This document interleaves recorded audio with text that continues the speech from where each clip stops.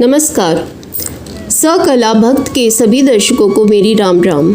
आज मैं आपको देवी भागवत के महात्म्य प्रसंग में राजा सुद्युम्न के स्त्री बनने और श्रीमद् देवी भागवत श्रवण के फलस्वरूप सदा के लिए पुरुष बनकर राज्य लाभ और परम पद प्राप्त करने की कथा सुना रही हूँ।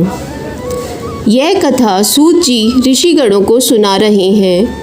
सूत जी कहते हैं, एक समय की बात है, मुनिवर अगस्त्य जी, जिनकी पत्नी लोपामुद्रा हैं, स्वामी कार्तिकेय जी के पास गए। कार्तिकेय जी ने उन्हें तीर्थ, व्रत और दान के महात्म्य से संबंध रखने वाली बहुत सी कथाएं सुनाईं। जगत के कल्याण के लिए परम तेजस्वी कार्तिकेय जी से उन्होंने फिर पूछा।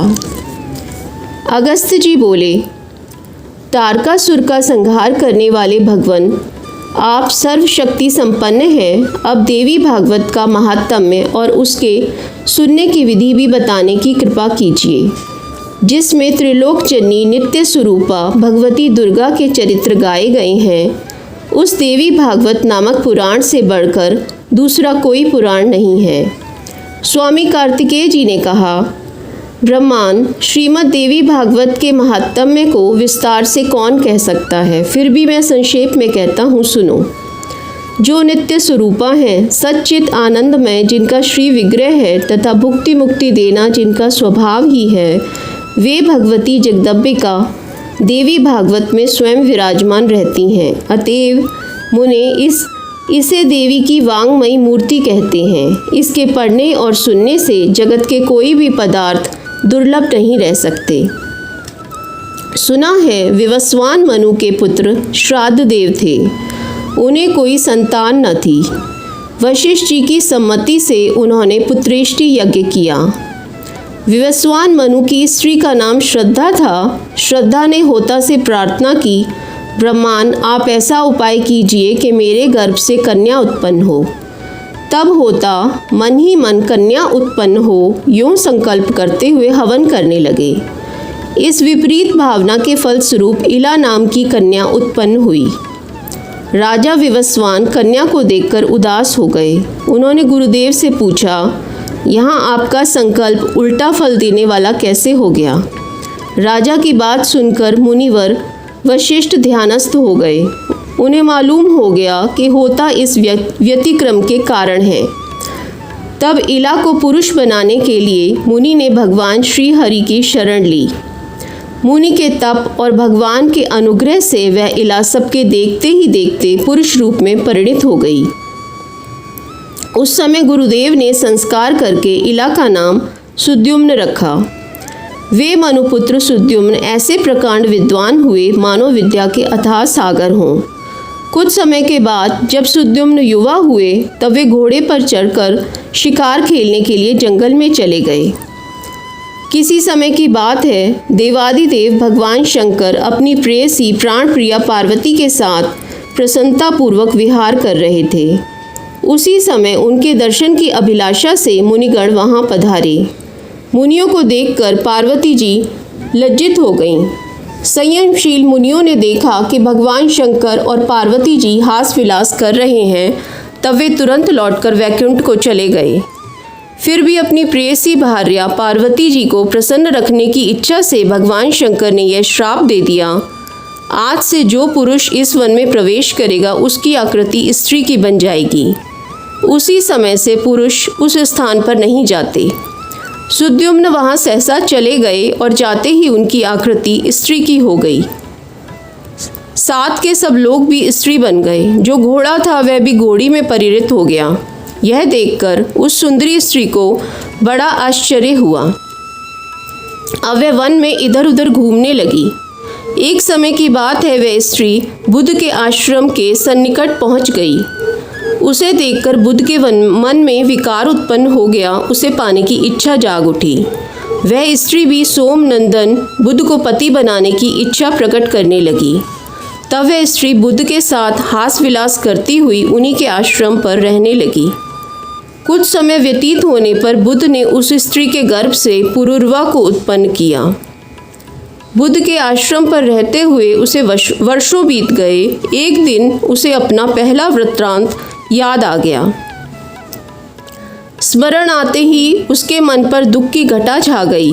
फिर तो वह निकली और तुरंत गुरुदेव वशिष्ठ के आश्रम पर चली गई। उन्हें प्रणाम करके अपना सारा समाचार कह सुनाया और पुनः पुरुष होने की इच्छा प्रकट करती हुई उनके शरणापन्न हो गई। सब बातें विदित हो जाने पर वशिष्ठ जी कैलाश पर गए। उन्होंने भगवान शंकर की भली भांति पूजा की और उत्तम भक्ति के साथ वे उनके आराधन में लग गए। वशिष्ठ जी ने कहा, आप कल्याण स्वरूप मंगलकर्ता और जटा धारण करने वाले हैं। पार्वती जी आपकी अर्धांगिनी हैं। चंद्रमा आपके ललाट की शोभा बढ़ाते रहते हैं। आपके प्रति मेरा बारंबार नमस्कार है। सुख प्रदान करने वाले कैलाशवासी भगवान शंकर आपको नमस्कार है। आप भक्तों को भुक्ति और मुक्ति देने वाले भगवान नीलकंठ हैं, जो कल्याण में विग्रह है। शरणागतों का भय दूर करना जिनका स्वभाव ही बन गया है, वृषभ जिनका वाहन है और शरण देने में जो बड़े कुशल हैं, उन परम प्रभु शिव को मेरा नमस्कार है। जो सृष्टि स्थिति संहार के समय ब्रह्मा विष्णु और रुद्र रूप धारण किया करते हैं, जो वर देने में सदा तत्पर रहते हैं, उन देवादिदेव त्रिपुरांतक भगवान शंकर को नमस्कार है। यज्ञ करने वालों को यज्ञ फल प्रदान करने वाले यज्ञ स्वरूप भगवान शंकर को बारंबार नमस्कार है। सूर्य चंद्रमा और अग्नि को ही अपने तीनों नेत्रों में स्थापित करने वाले गंगाधर भगवान शंकर आपको नमस्कार है। इस प्रकार वशिष्ठ जी के स्तुति करने पर भगवान शंकर प्रकट हो गए। वे नंदी पर सवार थे। जगत जननी पार्वती साथ में विराजमान थी। शंकर जी का दिव्य विग्रह करोड़ों सूर्यों के समान जगमगा रहा था। रजत गिरी के सदृश उनकी स्वच्छ कांति थी। 3 नेत्र थे। ललाट पर चंद्रमा सुशोभित था। वे अत्यंत प्रसन्न होकर शरण में आए हुए मुनिवर वशिष्ठ जी से कहने लगे। भगवान शंकर बोले, विप्रवर, तुम्हारे मन में जो इच्छा हो वर मांग लो। भगवान के यों कहने पर वशिष्ठ जी ने उनके चरणों में मस्तक झुकाया और इला के पुरुष हो जाने की प्रार्थना की।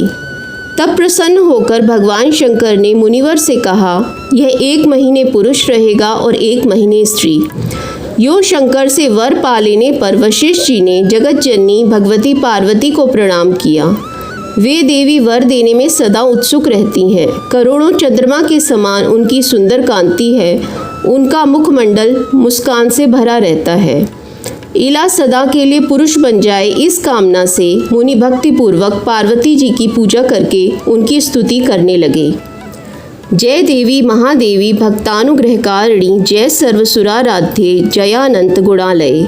नमो नमस्ते देवेशी शरणागत वत्सले, जय दुर्गे दुखहंत्री दुष्ट दैत्य निषूदिनी। भक्तिगम्ये महामाये नमस्ते जगदम्बिके, संसार सागरोत्तार पोतिभूत पदाम्बुजे। ब्रह्मादयो अपि विबुधास्त्वत् पादाम्बुज सेवया, विश्वसर्ग स्थितिलय प्रभुत्वं समवाप्नुयुः। प्रसन्ना भव देवेशी चतुर्वर्ग प्रदायिनी, कसत्वां स्तोतुं शमो देवी केवलं प्रणतोऽस्म्यहम्। भक्तों पर कृपा करने वाली देवेश्वरी आपकी जय हो। अखिल देवताओं से सुपूजित होने वाली देवी आपकी जय हो। अनंत गुणों की आश्रयभूता देवी आपकी जय हो। शरणागतों पर अनुग्रह करने वाली देवेश्वरी आपको बारंबार नमस्कार है। दुख दूर करने वाली एवं दुष्ट दैत्यों की संहारिणी भगवती दुर्गे आपकी जय हो। भक्ति से प्रसन्न होकर दर्शन देने वाली जगदम्बिके आपको प्रणाम है। महामाये, आपके चरण कमल संसार रूपी समुद्र को पार करने के लिए नौका हैं। धर्म अर्थ काम और मोक्ष प्रदान करने वाली देवेश्वरी आप प्रसन्न हो जाएं। देवी कौन है जो आपकी स्तुति कर सके? मैं केवल आपको प्रणाम कर रहा हूँ। भगवती दुर्गा साक्षात नारायणी हैं। वशिष्ठ जी के यों भक्तिपूर्वक स्तुति करने पर वे तुरंत प्रसन्न हो गईं। तदंतर शरणागतों का दुख दूर करने वाली उन महादेवी ने मुनि से कहा, तुम सुद्युम्न के घर जाकर भक्ति भाव से मेरी आराधना करो। द्विजवर, तुम प्रसन्नतापूर्वक 9 दिनों में सुद्युम्न को श्रीमद् देवी भागवत सुनाओ। वह पुराण मुझे बहुत प्रिय है। उसके सुनते ही वह उसी क्षण पुरुष हो जाएगा। इस प्रकार कहकर भगवान शंकर और पार्वती अंतर्ध्यान हो गए। अब वशिष्ठ जी उस दिशा को प्रणाम करके अपने आश्रम पर चले आए। उन्होंने सुद्युम्न को बुलाया और देवी की आराधना करने की बात कह सुनाई एवं आश्विन मास के शुक्ल पक्ष में नवरात्र विधि का पालन करते हुए मुनि ने भगवती जगदम्बिका की पूजा की और राजा सुद्युम्न को श्रीमद् देवी भागवत पुराण सुनाना आरंभ कर दिया। राजा भी वह अमृतमयी कथा भक्तिभाव से सुनने में संलग्न हो गए। कथा समाप्त होने पर उन्होंने गुरुदेव को प्रणाम करके उनकी पूजा की और वे सदा के लिए पुरुष हो गए। तब मुनिवर वशिष्ठ ने सुद्युम्न को राज्य पर अभिषिक्त किया। सुद्युम्न प्रजाजन को प्रसन्न रखते हुए भूमंडल पर राज्य करने लगे। उन्होंने भांति भांति के यज्ञ, जिनमें प्रचुर दक्षिणा दी जाती है, करके देवी की पूजा की। फिर पुत्रों को राज्य सौंपकर स्वयं भगवती के परम धाम को चले गए। जो मनुष्य परम अमृत स्वरूप इस प्रसंग को प्रेम पूर्वक पढ़ता अथवा सुनता है, संसार में भगवती की कृपा से उसके सभी मनोरथ पूर्ण हो जाते हैं और अंत में वह भगवती के परम धाम को चला जाता है।